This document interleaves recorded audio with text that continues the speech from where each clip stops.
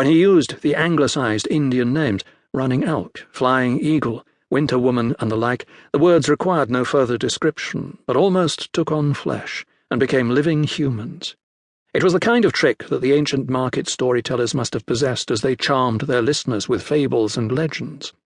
Lee was still speaking, allowing himself a broad smile as he said, "To be truthful, there are times when I don't know whether I should be inscrutable and mysterious or play the noble savage." This brought an appreciative laugh in which Lee himself joined, before becoming solemn again. "The totem I have given you today stood before my grandfather's and my father's teepees. I know it like an old friend. I played at its base as an infant. I looked upon it as a sacred object while I was with the other braves at rituals and ceremonies. It has power, and a long memory within its wooden being. So guard it, and keep it well." The audience was genuinely warm, but Lee held up his right hand for silence. "I have heard it said," an almost conspiratorial smile crossing his face, "that I am a fraud, that I have invented these stories, that I am nothing more than the child of some itinerant Chinese tailor and a Blackfoot girl who sold her body in Fort Benton. None of this is true. Come to me and I have written proof.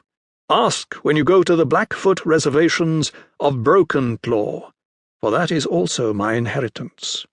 He drew his left hand from behind his thigh and held both arms out, hands with palms upward. For a second, Bond did not see the truth. Then he realized that Lee's left hand, palm open, had his thumb on the right side. His left hand was his one physical blemish, as though at conception the hand had grown from the wrist the wrong way around, so that with palms outstretched the thumb was to the right. When the palms faced down, the thumb was on the left. The group applauded again, and the gathering started to break up. The last Bond saw of the tall Brokenclaw Lee was his head and shoulders above a group heading toward the escalators.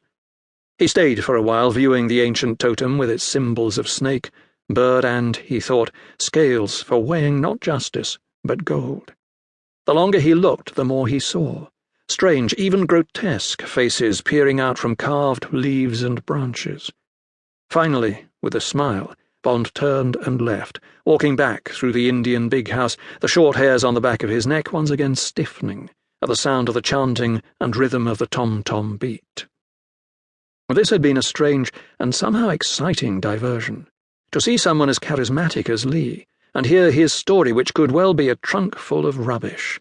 It was, though, he reflected walking back to the Empress, the first time in a year that he had become engrossed in something outside himself. This hybrid man, Lee, had everything: presence, power, shrewdness, strength, charisma, charm, and obvious success. He would be an ideal exercise, Bond thought. While he was here in British Columbia, he would spend some time trying to discover where Lee had found his success, and what was the true secret of his power. It should not be difficult, with somebody as accomplished as this. But when he returned to his hotel room, Bond found things had changed rapidly. The message light was blinking on the telephone. A cable had arrived from the United States, he was told, and 5 minutes later he read the message. "Trouble over your shares in the family business. Stop. Imperative you come to San Francisco immediately. Stop.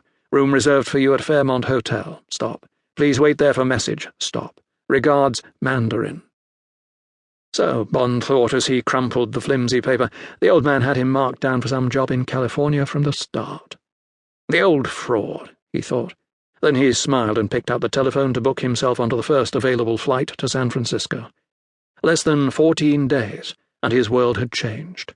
But at least his mind had been sharpened back to some kind of normality. Strange how that could happen by seeing and hearing a man whose path he would probably never cross again. A couple of weeks before, his mind had been as blunt as a rusty old axe, and his whole being had seemed to be deserted by any shape or form. An old saying came back to him without bidding. The mind of every man is the man. The spirit of the miser, the mind of a drunkard, they are more precious to them than life itself. How true, he thought. His mind, the mind of an adventurer, had been lost to him and now was refound, more precious to him than life itself.